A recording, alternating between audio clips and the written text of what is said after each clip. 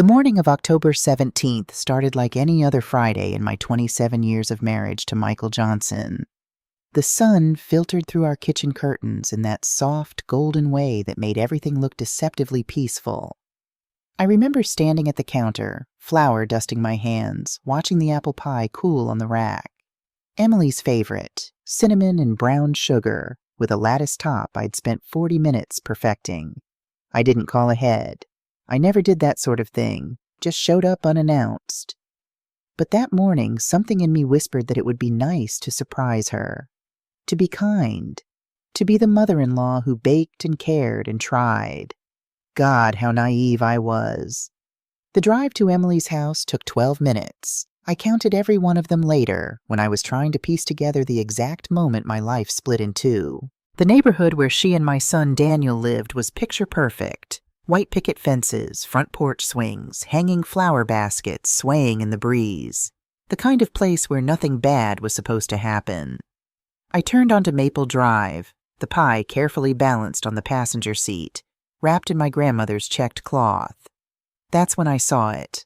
Michael's silver SUV, parked right there in Emily's driveway, bold as day, like it had every right to be there. For a moment, just one suspended crystalline moment, my brain tried to make it make sense. Maybe he'd dropped something off for Daniel. Maybe there was a problem with the house. Maybe. But Michael had left for work at 7:30 that morning. He'd kissed my forehead, smelling of coffee and expensive cologne, and said he had back-to-back meetings until 4. He never mentioned Emily. He never mentioned stopping by. My chest tightened. Something cold and heavy settled in my stomach, spreading outward like ink in water. I sat in my car, engine still running, gripping the steering wheel until my knuckles turned white. The dashboard clock read 10:47 a.m. A neighbor walked by with a dog. A mail truck passed. Normal life, continuing all around me while mine began to unravel. I should have left. I should have driven away, called Michael, asked him directly. But I couldn't move. Something stronger than fear, stronger than logic, pulled me forward. I turned off the engine. The sudden silence was deafening. The gravel crunched under my shoes as I walked toward the house. Each footstep too loud, too real. My heart hammered against my ribs. I could hear laughter floating from inside. Light, easy laughter. His laughter. The kind of genuine, unguarded sound I hadn't heard directed at me in years. Emily's kitchen window was open. Just a crack, but enough. I stood beneath it, my back pressed against the cool siding, and listened. "You're late," Emily said. Her voice had that teasing, almost scolding tone. "I thought maybe your wife was keeping you busy." My wife. She said it like I was an inconvenience. A thing, not a person. Then Michael's voice, low and warm. "Don't start, Emily. You know how careful we have to be." Silence. I stopped breathing. "If Daniel ever finds out, we're done," he continued. "This whole thing falls apart. Daniel, my son, their son." The pie slipped from my hands. I didn't try to catch it. It hit the ground with a soft, wet thud, apples and crust scattering across the driveway like debris from an explosion. I stared at the mess, unable to process what I was seeing, what I was hearing. Inside, Emily laughed again. "She'll never suspect. She trusts both of us." Both of us. The words echoed in my head, hollow and sharp. She trusts both of us. I took one step backward, then another. My hands were shaking so badly I could barely fish my car keys from my pocket. Inside the house, I heard movement. Chairs scraping, footsteps approaching. I ran. I don't remember getting into my car. I don't remember starting the engine or backing out of the driveway. I don't remember the drive home at all. It was as if my body knew what to do while my mind shattered into 1,000 pieces, each one cutting deeper than the last. When I finally came back to myself, I was sitting in my own kitchen. The clock on the wall said 1:15 p.m. More than 2 hours had passed. I was still wearing my coat. My hands were sticky with pie filling. The smell of burnt coffee filled the air. I must have left the pot on. I stared at the wall in front of me, at the framed photographs of our family, Michael and me on our wedding day, young and hopeful, Daniel as a baby, then a boy, then a man. And there, in the center, the photo from Daniel and Emily's wedding 3 years ago. Her smile, radiant in white lace. My smile, proud and trusting beside her. How long had it been going on? How many family dinners had I sat through, praising her cooking, admiring her dress, loving her like the daughter I never had? How many times had Michael kissed me goodnight and then called her? How many lies had I swallowed without even knowing I was choking? A sound escaped my throat, something between a laugh and a sob. It didn't sound like it came from me. I stood up, walked to the sink, and splashed cold water on my face. The woman in the mirror looked like a stranger. Red-rimmed eyes, lips pressed into a thin, trembling line, hair disheveled, older than I remembered being. I wanted to scream. I wanted to break something. I wanted to call Michael and demand answers, call Emily and curse her, call Daniel and... No, I couldn't call Daniel. Not yet. Maybe not ever. The realization hit me like a physical blow. Whatever I did next would destroy my son's world. His marriage, his trust in his father, his trust in me if he thought I'd known and said nothing. I was trapped in a truth that would hurt everyone I loved. By evening, I'd convinced myself I'd misheard, that I'd misunderstood, that there was some rational explanation for why my husband was at our daughter-in-law's house on a Friday morning, speaking in that intimate tone, saying those specific words. But deep down, I already knew. You can't mistake the sound of betrayal when it's spoken by the man you've shared your life with for 27 years. I sat in the darkening living room, watching the shadows lengthen across the floor.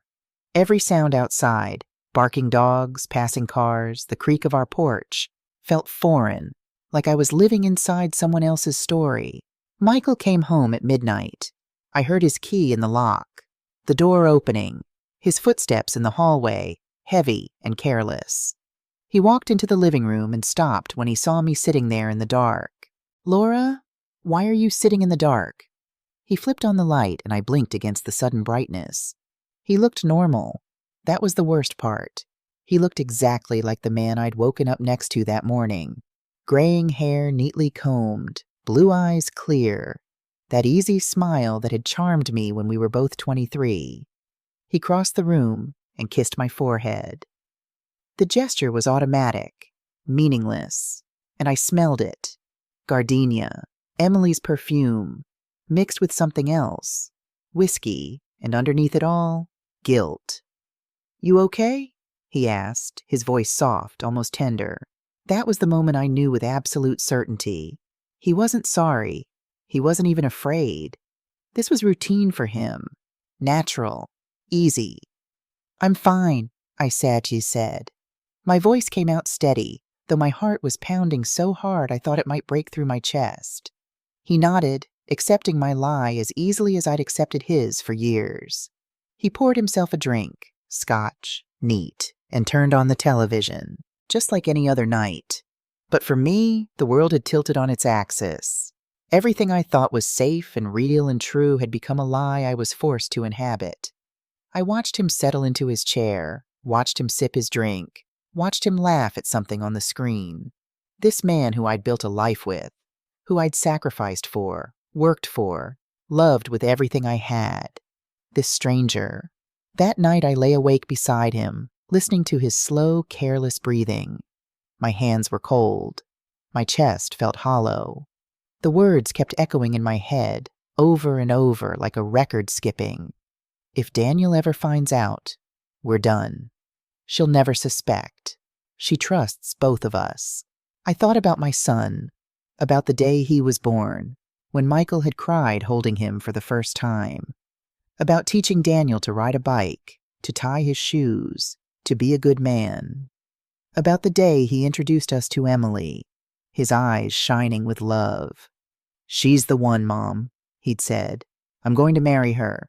And I'd hugged them both, thrilled that my son had found happiness. Now that happiness was built on rot. By dawn, something had crystallized inside me. The shock was beginning to burn away. leaving something harder in its place. Not anger yet, that would come later, but a cold, clear understanding. I would not be the woman who stayed silent. I would not be the woman they could manipulate and deceive and discard.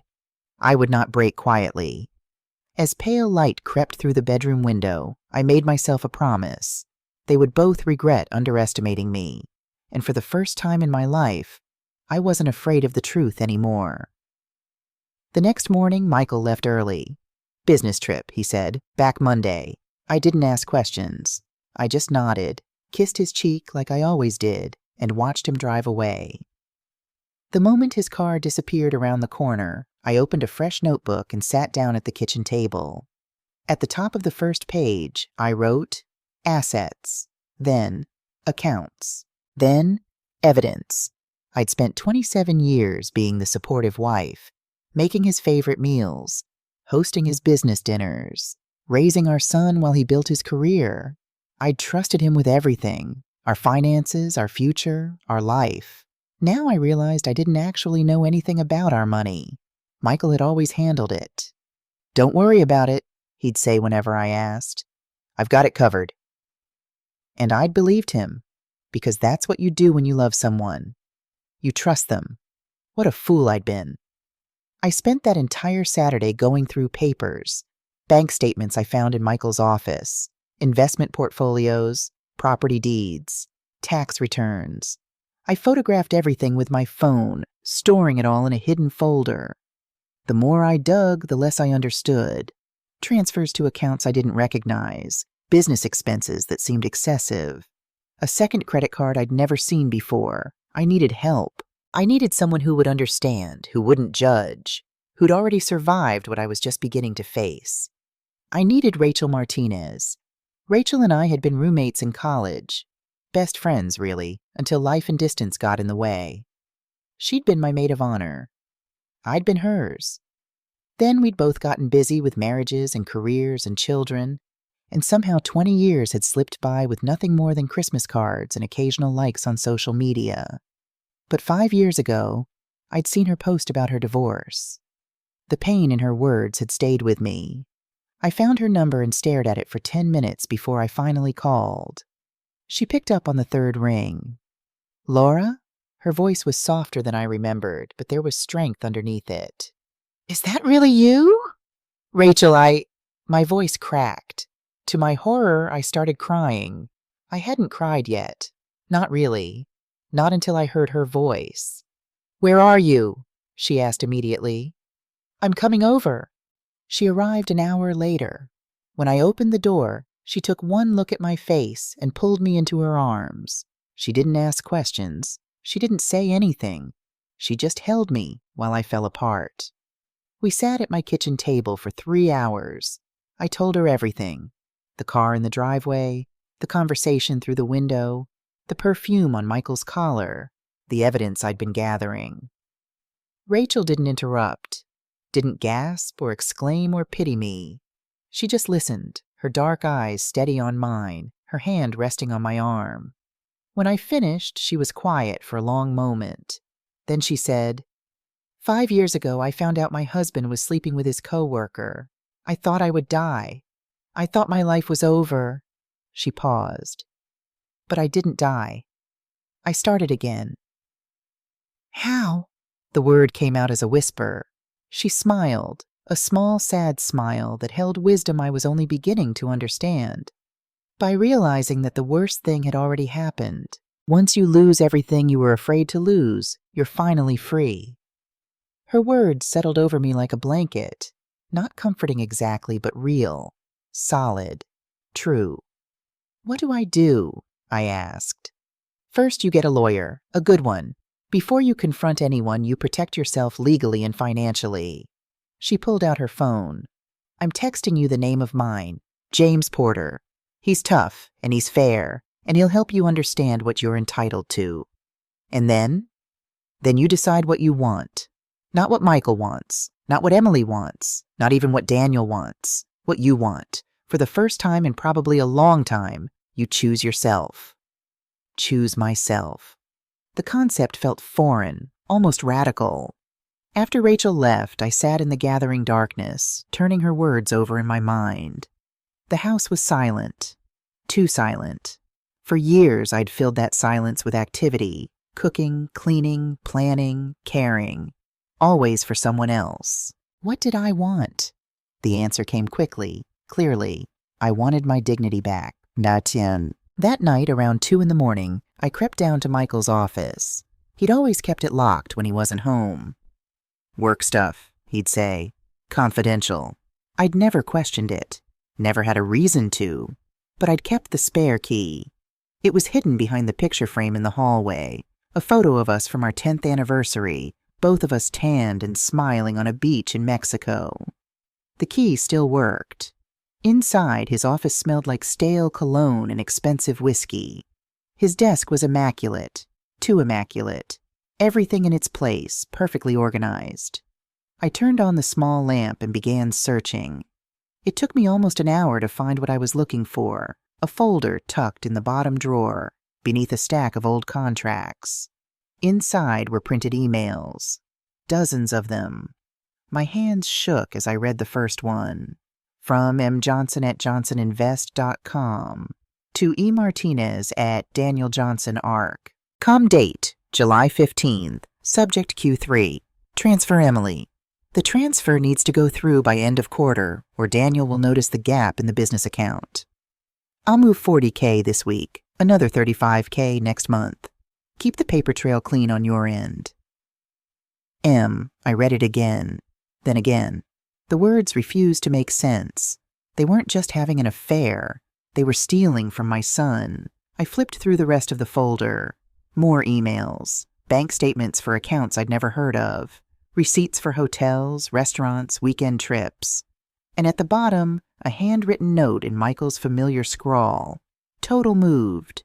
$340,000, $340,000. My son's money. Money he'd earned, worked for, built his business with. Stolen by his own father and his wife. I sat back in the chair, the folder clutched in my hands. The shock had worn off now.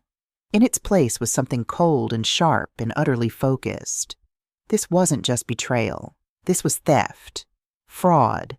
A crime. And I had proof. I took photos of every document, every email, every receipt. I uploaded them to a secure cloud drive Rachel had told me about. Then I carefully put everything back exactly as I'd found it and locked the office door behind me. As I climbed back into bed, I felt different. The grief was still there, yes, the pain, but underneath it all was something new, purpose. They thought they were clever. They thought I was blind, complacent, easy to fool. They had no idea what was coming. I closed my eyes and whispered into the darkness. You thought I'd stay silent? Watch me. Monday morning arrived cold and gray.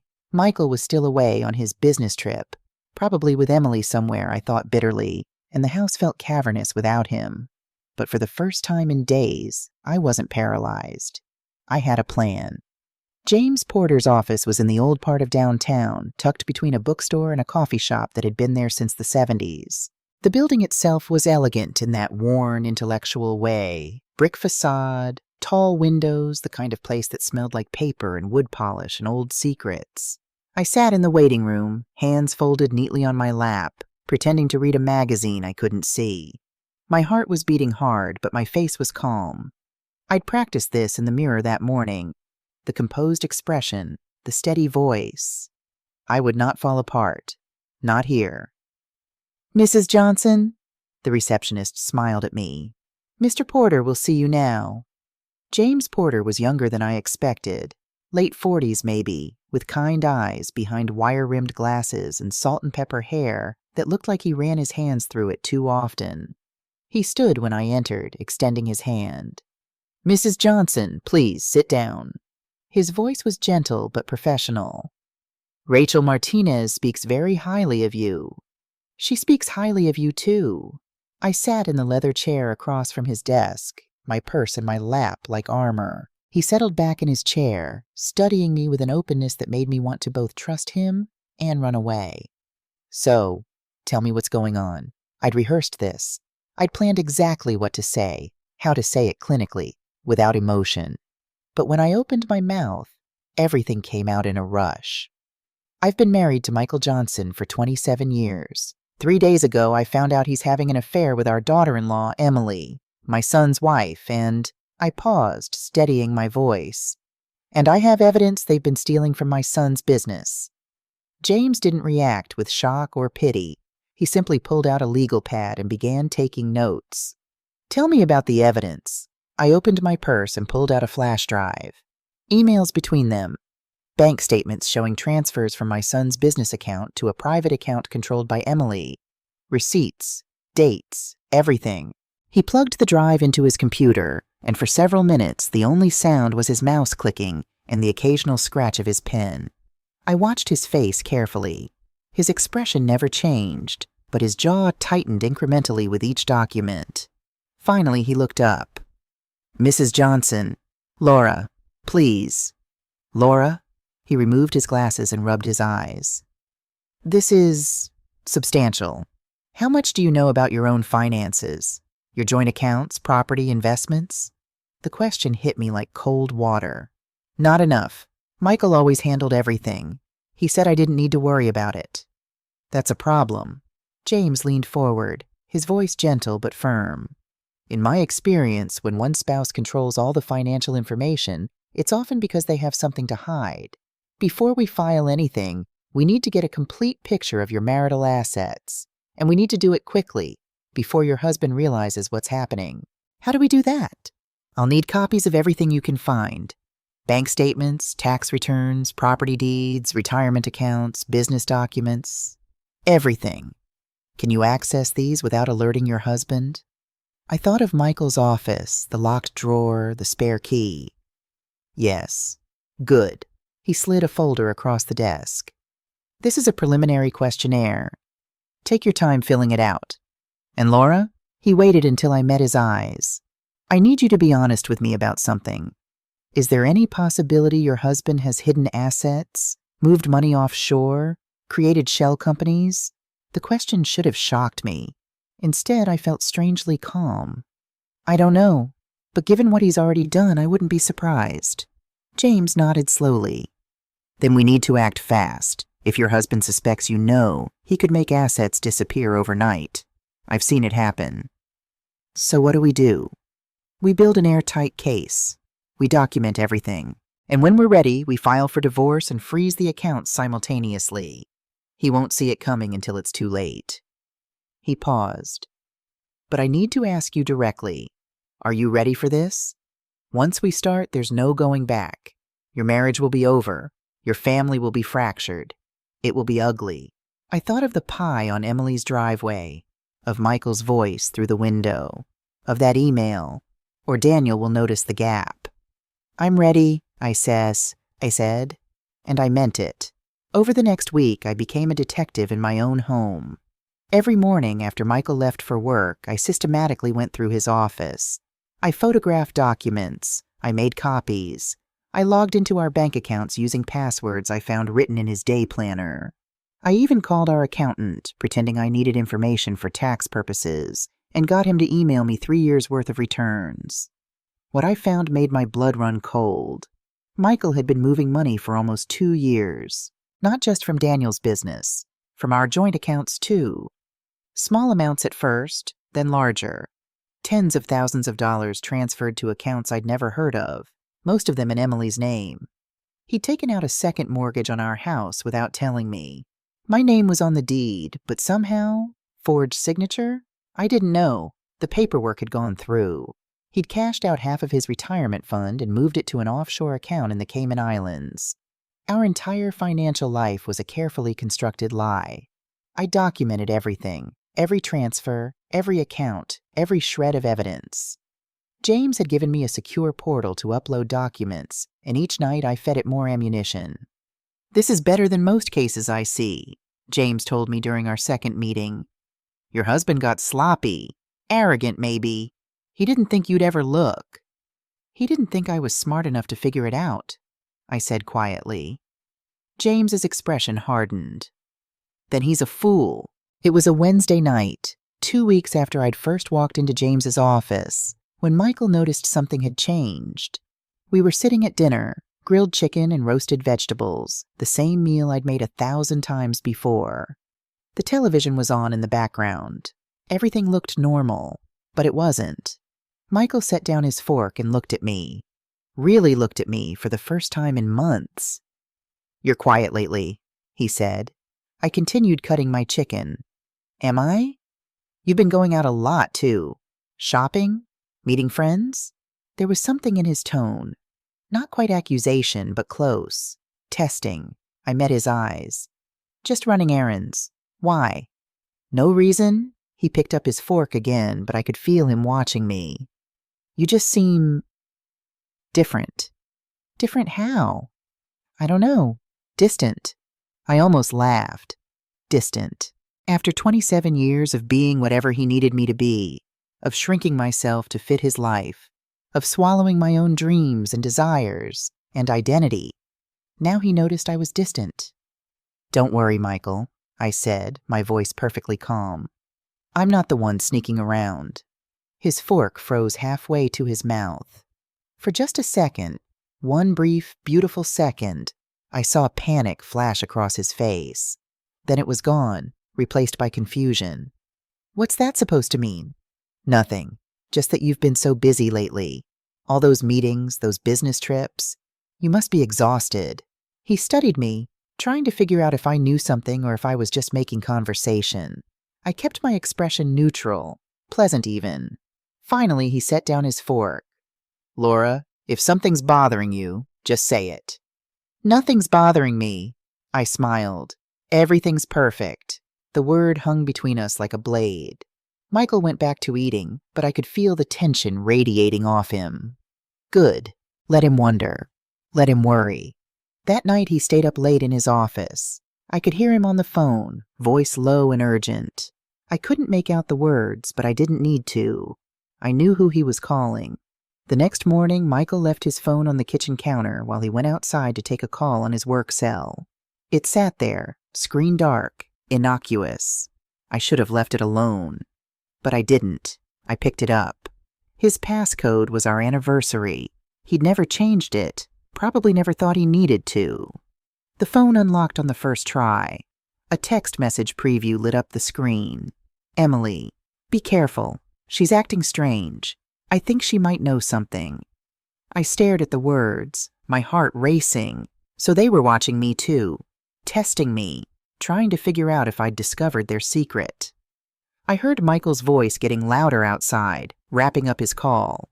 Quickly, I set the phone back exactly where he'd left it and moved to the coffee maker. When he came back in, I was pouring my coffee, humming softly. He glanced at his phone, picked it up, and walked away. I saw him delete the message as he went. Too late. I'd already seen it. That afternoon, I met with James again. I brought him the latest documents, screenshots of text messages I'd managed to recover from our phone bill, more bank statements, a particularly damning email I'd found about creating a contingency account. James spread everything across his conference table, studying it like a general planning a battle. "This is remarkable work, Laura," he said finally.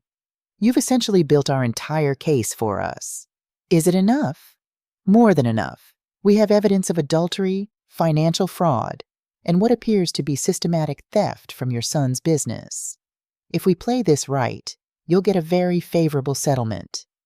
And your son," he paused, "your son will have grounds to pursue criminal charges if he chooses." The weight of that settled over me. Criminal charges against his own father. "Does Daniel know yet?" James asked gently. "No, I can't. I don't know how to tell him." "The court proceedings will be public record. Once we file, word will get out. You should prepare yourself for that, and you should consider telling your son before he hears it from someone else." I nodded, even though the thought made me sick. James closed the folder and looked at me seriously. "I can have the divorce papers ready by next week. We'll file and simultaneously request a freeze on all joint accounts and business accounts linked to your husband. He won't be able to move any more money. But Laura," he paused, "once we do this, there's no taking it back. Are you absolutely certain? I thought of Emily's text. I think she might know something. I thought of Michael deleting it, thinking he'd covered his tracks. I thought of my son, working 14-hour days to build his architecture firm, while his own father and wife bled it dry. I'm certain, I said. File the papers. The day I filed for divorce was November 3rd. I remember because it was Daniel's birthday. He was turning 32. I'd always made him chocolate cake with buttercream frosting, his favorite since he was 6 years old. This year, I couldn't. This year, I was destroying his world instead. The courthouse was cold and gray, the kind of building designed to strip away any romance or hope about the institution of marriage. I climbed the steps slowly, papers clutched to my chest, my heels clicking against stone. James met me at the entrance. Ready? I wasn't, but I nodded anyway. The filing itself was anticlimactic. A clerk stamped the papers, filed them in a system, handed me a copy. Just like that, 27 years reduced to a case number. The sheriff will serve him this afternoon, James said as we walked back to the parking lot. Typically at his workplace, and I've already filed the emergency motion to freeze accounts. The judge should sign it within hours. How long until he knows? He probably already knows. The system sends automated notifications. James's expression was sympathetic. You should go home. He'll likely try to contact you. I drove home slowly, my hand steady on the wheel. It was done. The first stone had been thrown. Everything that came next was inevitable now. Michael's SUV was already in the driveway when I pulled up. Engine still running, exhaust puffing in the cold air. He was standing by the front door, phone in hand, his face tight with barely controlled rage. So it's true, he said the moment I stepped out of my car. His voice was sharp, cold. You filed. I met his eyes. Yes, he laughed, a short, harsh sound. Without even talking to me first? Jesus, Laura, after all these years? After all these years, I repeated quietly. You think I'd still be willing to talk? He took a step toward me, not threatening exactly, but assertive, trying to reclaim the power dynamic he'd always held in our marriage. You're making a mistake. You don't know what you're getting into. Half of everything we have you got because of me. My work, my investments, Your lies? I interrupted. Your theft? Your affair with our son's wife? The words landed like grenades. Michael's face went white, then red. I don't know what you think you know, he said carefully. But you're wrong. You're confused. I'm done, I said simply. That's what I am. For a long moment, he just stared at me, trying to read my face, trying to find the soft, pliable woman he'd married. The woman who'd always backed down, always apologized, always made peace. She was gone. Look, he said, his voice shifting to something softer, more calculating. If this is about Emily, don't, I whispered. The word came out sharp as a knife. Don't you dare say her name to me. He stopped, caught himself, then shrugged like it didn't matter. Fine, I'll call my lawyer tomorrow. We'll make this clean. No need to turn it into a circus. But I saw it, the fear underneath his calm, the realization that I knew more than he'd thought, that I wasn't going to be easy to manage. You should probably find somewhere else to stay tonight, I said. I've changed the locks. It was a lie. I hadn't changed them yet, but I wanted to see his reaction. His jaw clenched. You can't keep me out of my own house. Actually, according to my lawyer, I can. It's called a temporary restraining order. It's being processed right now. Another lie, but effective. Michael's hands curled into fists at his sides. For a second, I thought he might actually hit me. Then he seemed to remember himself. Remember where we were, that neighbors might be watching. This isn't over, he said quietly. You have no idea what you've started. He got in his SUV and drove away, tires screeching on the asphalt. I stood in the driveway, watching him disappear, and felt nothing. No sadness, no regret. Just a strange, hollow calm. I'd thrown the first punch. Now we'd see who was left standing. Emily called that night, 3 times. I didn't answer the first 2 calls. But the third time, curiosity got the better of me.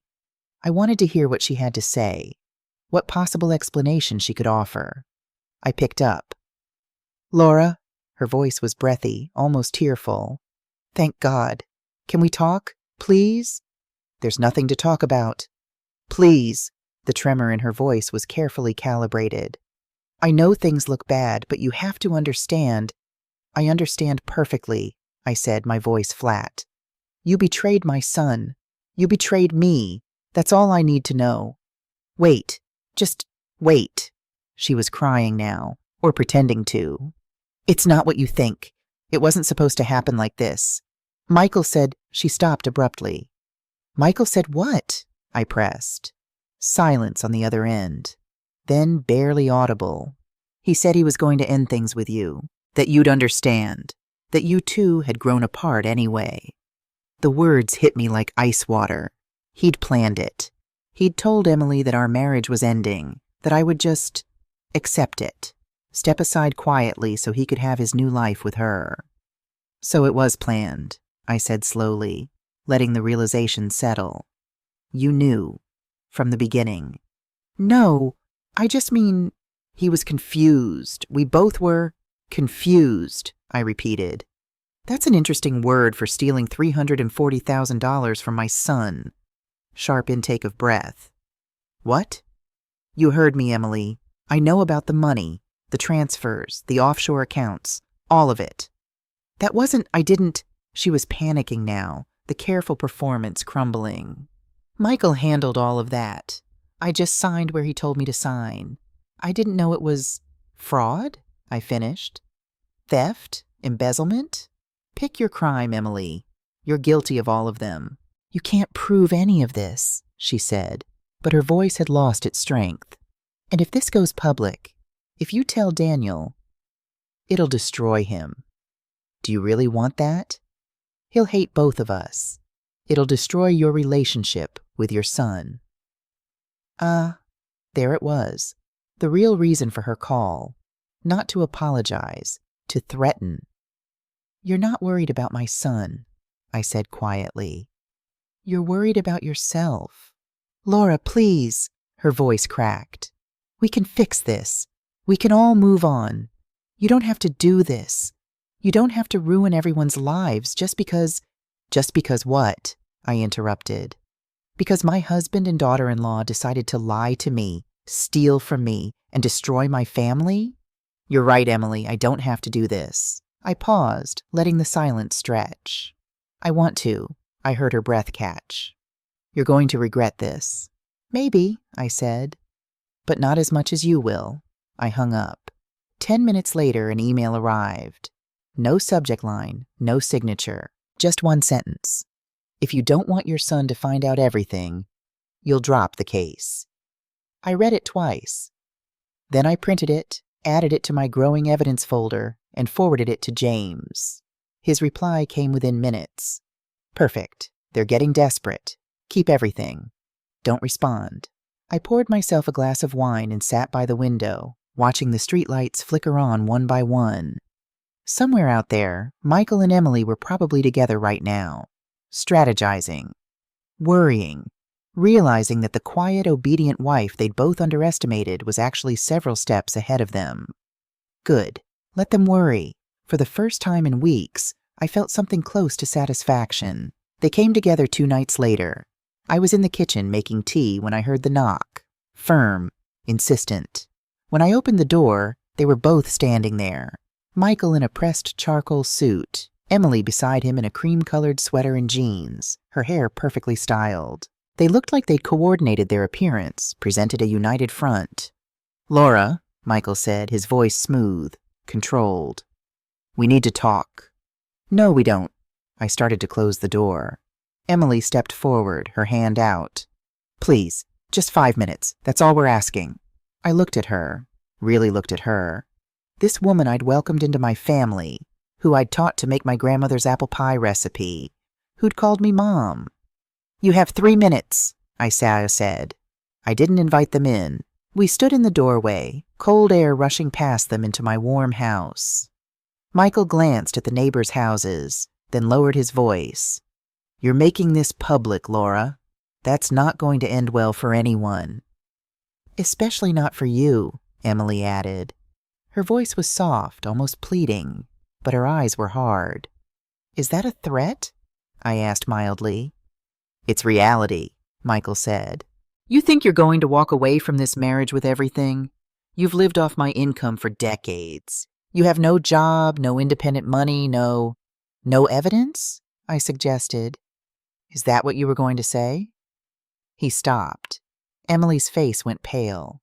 "Because I have plenty of evidence, Michael. Emails, bank statements, text messages, photographs." I smiled. "You got sloppy, both of you." "You went through my phone?" Michael's voice rose. Your personal what? Your personal correspondence with the woman you're sleeping with? While she's married to our son?" I laughed. "Yes, Michael. I went through your phone, your computer, your office, everything." "That's illegal," Emily whispered. "Actually, it's not. I'm still legally married to Michael. I have every right to access our shared devices and documents." I looked at her directly. "But stealing from your husband's business? That is illegal." "I didn't steal anything. You signed the transfer authorizations," I said calmly. "Your signature is on 37 different documents moving money from Daniel's business account to your personal account. James has copies of all of them." Emily turned to Michael, her voice rising. "You said this was safe. You said she'd never find out. You said—" "Shut up," Michael hissed, but it was too late. I'd heard enough. "You should go now," I said, "before I call the police and report you for trespassing." "You're going to regret this," Michael said, his voice low and dangerous. "I'll make sure of it. You'll get nothing. I'll tie this up in court for years. "I'll what?" I interrupted. "Be free of you? Yes. I think I will." Emily grabbed his arm. "Let's go. This was a mistake. She's not worth it." She turned and walked away, heels clicking on the sidewalk. Michael stared at me for another long moment. "You've changed," he said finally. "No," I replied. I finally stopped pretending. He left. I watched them get into his SUV, Emily in the passenger seat where I used to sit, and drive away. I closed the door, locked it, and leaned against it for a moment. My hands were shaking, not from fear, from adrenaline. I'd faced them both. I hadn't backed down, hadn't apologized, hadn't made peace. For the first time in my marriage, I'd chosen myself. That night I barely slept. Every sound made me jump, a car passing, the house settling, the wind against the windows. I kept thinking they'd come back, that Michael would somehow break in, that Emily would show up with police, claiming I'd threatened her. But nothing happened. The night passed slowly, quietly. At dawn, I called James. "We move forward," I said when he answered. "No delays, no negotiations. I want a court date as soon as possible." There was a pause. Then, "I'll file the motion today. We should have a hearing scheduled within 2 weeks. "Thank you. Laura?" His voice was gentle. "How are you holding up?" I thought about it. Really thought about it. "I'm ready," I said. "Whatever comes next, I'm ready." 2 days later, the notice arrived. Preliminary hearing scheduled for November 28th, 3 weeks away. I stood on my front porch that evening, watching the sun set behind the bare trees. The air was cold and clean. Winter was coming. Somewhere Michael and Emily were probably panicking, calling lawyers, trying to figure out how to protect themselves. But I wasn't panicking.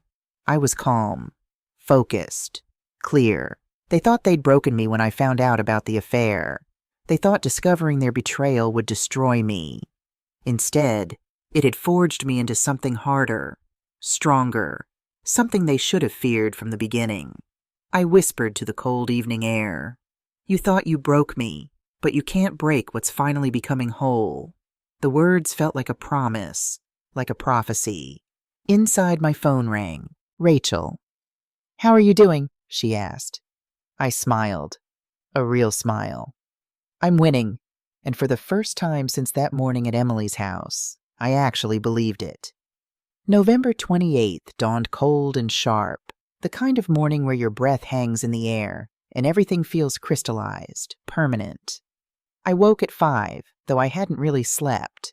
I'd spent the night rehearsing, not what I would say, but who I would be. Calm, dignified, unbreakable.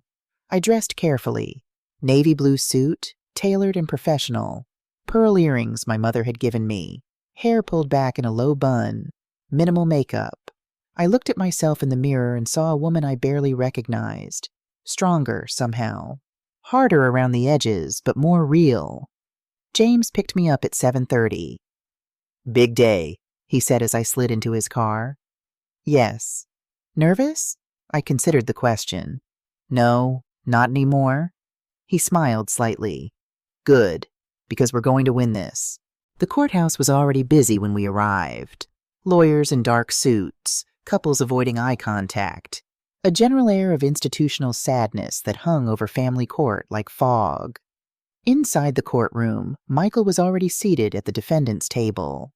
He wore a charcoal gray suit, expensive watch glinting under the fluorescent lights. He looked composed, confident even, like he still believed he could charm his way out of this. Emily sat beside him, playing the role of supportive. What? I didn't even know what to call her anymore. Mistress felt too romantic. Accomplice was more accurate. She dressed like she was going to church. Modest dress, cardigan, hair styled in soft waves. The picture of innocence. When she saw me, she offered a small, polite smile. The same smile she'd used at Thanksgiving dinners and birthday parties. I didn't smile back. James and I took our seats. He laid out folders with meticulous precision, each one labeled and tabbed. Years of evidence condensed into manila folders. "All rise." Judge Elizabeth Brennan entered. A woman in her 60s with steel gray hair and the kind of face that suggested she'd seen every lie, every excuse, every manipulation that humans were capable of. "Please be seated," she said, her voice crisp. "This is a preliminary hearing in the matter of Johnson versus Johnson. We're here to address motions filed by the plaintiff regarding asset division, allegations of adultery, and—" She paused, looking at her notes. "Allegations of financial fraud." Michael's lawyer stood, a slick man named Richard Carver, who probably charged $500 an hour. "Your Honor, my client disputes all allegations of impropriety. This is simply a case of a marriage that's run its course. Mrs. Johnson is attempting to weaponize the court system to—" "Mr. Carver," Judge Brennan interrupted. "I'll hear from the plaintiff's counsel first." James stood, buttoning his jacket. When he spoke, his voice was calm but carried weight. "Your Honor, this case is about more than a failed marriage. It's about systematic deception, adultery, and financial fraud that has victimized not only my client, but her son as well." He opened the first folder. "I'd like to submit into evidence email correspondence between Mr. Michael Johnson and Ms. Emily Martinez, Mrs. Johnson's daughter-in-law, spanning 18 months. These emails explicitly detail their romantic relationship and coordinate the transfer of funds from a business account belonging to the plaintiff's son, Daniel Johnson." A murmur ran through the courtroom. Emily's face went pale. "Objection," Carver said quickly. "Those emails were obtained without my client's consent. Mrs. Johnson had legal access to shared devices as Mr. Johnson's wife," James countered smoothly. "Everything was obtained legally during the course of the marriage." Judge Brennan examined the documents James handed her. The courtroom was silent except for the rustle of papers. Finally, she looked up. "These are quite explicit. Mr. Carver, does your client deny the relationship?" Michael leaned toward his lawyer, whispering urgently. Carver straightened. "Your Honor, my client's personal relationships are not relevant to the division of marital assets. They are when those relationships involve fraud," James said. He opened another folder. Bank statements showing transfers totaling $340,000 from Daniel Johnson Architecture, LLC, to an account controlled by Miss Martinez. Transfers authorized by both Mr. Johnson and Miss Martinez. He placed a stack of documents on the judge's bench. Mr. Johnson had power of attorney over his son's business accounts. He used that authority to systematically drain funds into accounts he and Ms. Martinez controlled jointly. Emily made a small sound, something between a gasp and a sob. Judge Brennan's expression darkened.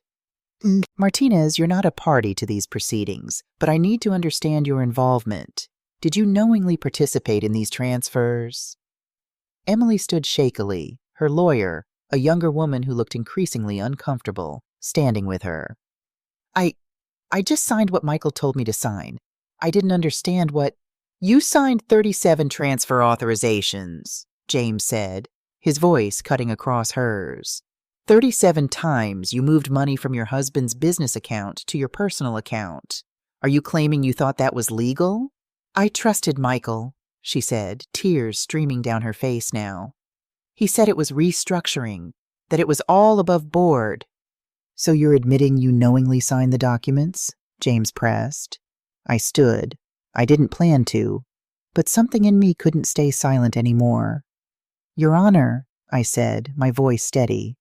May I speak? Judge Brennan looked surprised, but nodded. Briefly, Mrs. Johnson. I turned to face Michael.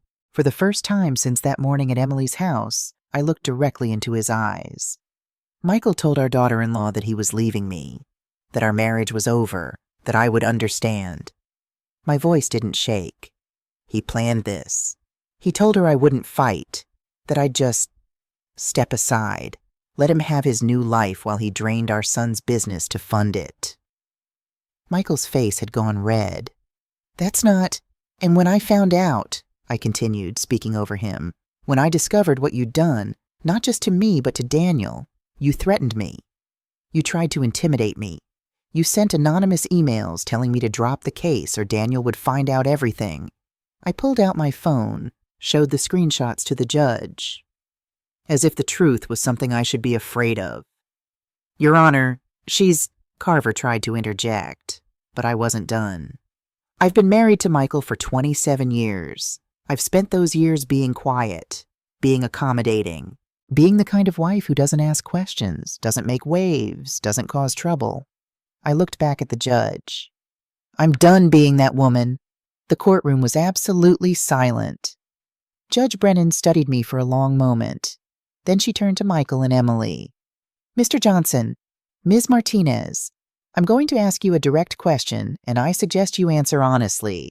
Did you engage in a romantic relationship while Ms. Martinez was married to Mr. Johnson's son? Michael and Emily looked at each other. Some wordless communication passed between them. Then Emily broke. Yes, she whispered. But it wasn't supposed to be like this. Michael said— She turned to him, her voice rising. You said she'd never find out. You said the money transfers were safe. You said— Shut up, Michael hissed. Stop talking. Stop talking, Emily's voice went shrill. You're the one who set all this up. You're the one who told me to open those accounts, to sign those papers. You knew exactly what you were doing, Michael snapped back. Don't pretend you were some innocent victim. You wanted the money just as much as— Order! Judge Brennan's gavel cracked against the bench like a gunshot. But the damage was done. They'd turned on each other, right there in open court. Every word recorded. Every accusation witnessed. James leaned toward me and whispered, That's all we needed. Judge Brennan's voice cut through the chaos. I've heard enough. Mr. Johnson, Ms. Martinez, I'm ordering a full forensic audit of all accounts connected to either of you. This court is adjourned for 30 days while we investigate the full extent of the financial irregularities. She looked at Michael with barely concealed disgust. And Mr. Johnson, all marital assets are hereby frozen pending final judgment. You are not to access, transfer, or otherwise manipulate any accounts held jointly with your wife. The gavel fell again. Final. Outside the courthouse, cold wind bit at my face. I stood on the steps, breathing in the sharp November air, feeling lighter than I had in months. Michael caught up to me on the sidewalk, Carver hurrying behind him. You think this is over? He said, his voice low and venomous. You've humiliated me, Laura, destroyed my reputation. Daniel will never forgive you for this. I turned to face him, my voice calm. No, Michael. He'll never forgive you. You stole from your own son. You slept with his wife. I didn't do that. You did. For a moment, he looked like he might say something else. Then his face twisted into something ugly. You've always been colder than you pretend, he said. I should have seen it years ago. You taught me? I replied simply. He stared at me for one more moment, then turned and walked away. Emily was waiting by his car, mascara streaked down her face, hands shaking as she lit a cigarette. I watched them drive away and felt nothing, no triumph, no vindication, just quiet. James appeared at my elbow. You did well in there. I didn't do anything, I said. They destroyed themselves. Sometimes that's the best revenge, he said softly. The judgment came 3 weeks later, not in a courtroom this time, but in a letter delivered to my door. I sat at my kitchen table and read it 3 times, each time slower than the last. The court finds in favor of the plaintiff, Laura Johnson. Marital assets to be divided 70-30 in favor of the plaintiff due to evidence of adultery and financial malfeasance. Mr. Johnson is ordered to pay restitution to Daniel Johnson in the amount of $340,000 plus interest. Ms. Emily Martinez's name is to be removed from all corporate documents. The words blurred together. I'd won. Completely. But victory didn't feel the way I'd imagined. It wasn't triumphant or joyful. It was quiet, heavy, the kind of weight that presses into your chest and makes it hard to breathe. That evening I called Daniel. He'd been silent through most of the proceedings. His lawyer had advised him not to comment until everything was finalized. But now it was over. Now he needed to know everything. "Mom," he said when he answered. His voice sounded tired, broken. "Daniel, I know," he said. "I know everything. The lawyer sent me copies of everything." Silence stretched between us. "I'm sorry," I whispered. "I'm so sorry you had to find out this way." "Did you know?" he asked. "Before the hearing? Did you know what they were doing?" "I found out 6 weeks ago. I wanted to tell you, but you needed proof," he finished. "I understand." Another pause. "Mom, I don't know what to say. My wife, my father, the 2 people I trusted most." "I know, sweetheart. I know." "Emily's moved out," he said.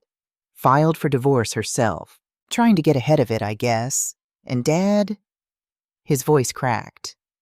"Dad won't return my calls." "Daniel, I don't want to talk to him anyway," he said quickly. I need time to process all of this." "Of course. Take all the time you need." "Mom?" His voice was small, young, like the little boy who used to crawl into my lap when he was scared. "Are you okay?" The question nearly broke me. After everything, after his entire world had imploded, he was asking if I was okay. "I will be," I said. And I meant it. The headlines ran for a week. Local business owner charged with fraud. Daughter-in-law implicated in embezzlement scheme. Michael's face was everywhere, hollow-eyed, shoulders slumped, the confident businessman replaced by something smaller, diminished. The company announced his resignation. Voluntary, they said, though everyone knew the truth. Emily disappeared. Left town within days of the judgment. Rumors swirled. A new man in another state. Debts she couldn't pay. A breakdown in a motel parking lot. I didn't know what was true. I didn't particularly care. I sold the house in January. Too many memories, too many ghosts. I took my settlement, more than I'd expected, more than I needed, and bought a small cottage by the ocean, 3 hours north. It was perfect, just big enough for me. A garden, a desk by the window overlooking the water. Rachel helped me move. "New beginning," she said, opening a bottle of wine as we sat on the porch that first night, listening to the waves. "New beginning," I echoed. Spring came slowly.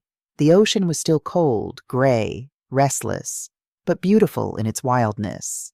I started writing, not a blog exactly, but letters, to women I'd never meet, about surviving, about rebuilding, about the slow, hard work of becoming yourself again.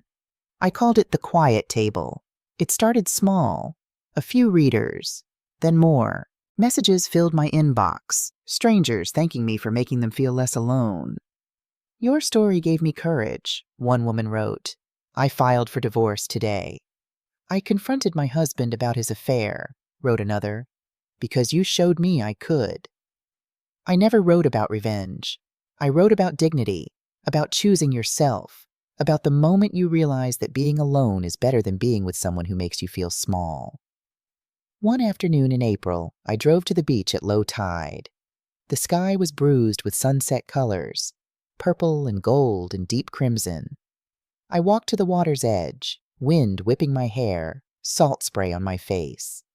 From my pocket, I pulled out a small silver key, the last thing I'd kept from the old house, the spare key to Michael's office, the one I'd used that night to find the truth. I turned it over in my palm once, then I threw it into the surf. It disappeared instantly. No splash, no ripple, just gone. Standing there, watching the waves roll in and retreat, I felt something shift inside me. Not closure exactly. I wasn't sure I believed in closure, but release. The kind that comes when you finally stop carrying weight that was never yours to bear. I thought about the woman I used to be, the one who baked apple pies and swallowed lies and made herself small to keep peace. I didn't hate her. I loved her, actually. She'd done her best with what she knew. But I wasn't her anymore. I whispered to the ocean, to the wind, to no one and everyone. You thought you broke me. The waves crashed, endless and indifferent. But you can't break what finally became whole. Winter came again. The cottage was warm, filled with books and blankets and the smell of bread baking. The quiet table had grown beyond anything I'd imagined. Thousands of readers now. Women from everywhere, sharing their stories, finding strength in each other. I'd even published some of the letters as a small book, Silence No More, Letters to Women Who Survived. It sold modestly but steadily, enough that I didn't need Michael's money anymore. I'd earned my own. Daniel visited for Thanksgiving, his first visit since everything had happened. He looked older, sadder, but also stronger somehow, steadier. I'm seeing someone, he told me over coffee. A therapist, working through everything. That's good, sweetheart. And I met someone, a woman, Sarah. She's kind, honest. He smiled slightly. Nothing like Emily. I'd like to meet her. You will, soon. He paused. Have you heard from Dad? No. You? Once. He called a few months ago. Wanted money. Daniel's jaw tightened. I hung up on him. I'm sorry. Don't be. He looked at me directly. You did the right thing, Mom. All of it. I know it doesn't feel that way sometimes, but you did. That night, after Daniel left, I sat by the window with a blanket around my shoulders. The ocean was wild tonight. Waves crashing against rocks, spray flying high. I opened my laptop and began writing. There will come a day when you wake up and realize you no longer need to forgive the people who hurt you. You won't hate them. You won't love them. You'll just stop thinking about them. That is the real freedom. Not revenge, not justice, just absence. A life finally unshared with those who tried to break it. I'm writing this from my cottage by the sea. The same sea that was here before my pain and will be here long after. The same sea that teaches me every day how to let things go. Michael and Emily are gone from my life now, not because I forced them out, but because I simply stopped making room for them. Their choices consumed them. Their lies caught up with them. I didn't need to destroy them. They did that themselves. And I survived. I rebuilt. I became whole. Not the same woman I was before. Someone better. Someone who knows her worth. Someone who will never again confuse silence with peace or compliance with love. If you're reading this from the middle of your own storm, please know you will survive this too. The worst day has already happened. Now comes the hard, beautiful work of becoming yourself again. The sea is waiting. The future is waiting. And you are so much stronger than you know. I posted the letter and closed my laptop. Outside, the moon rose over the water, spilling silver light across the waves. The same moon that had watched me fall apart, now watching me begin again. The story that started with betrayal ended here, in this quiet cottage, in this moment of peace, in the silent victory of a woman who refused to stay broken. I stood, walked to the door, and stepped outside onto the porch. The night was cold and clear, stars scattered across the sky like diamonds. I breathed in the salt air and smiled. Behind me, the past. Ahead of me, possibility. And inside me, finally, after everything, peace. The tide kept rolling in, the world kept turning, and I never looked back again.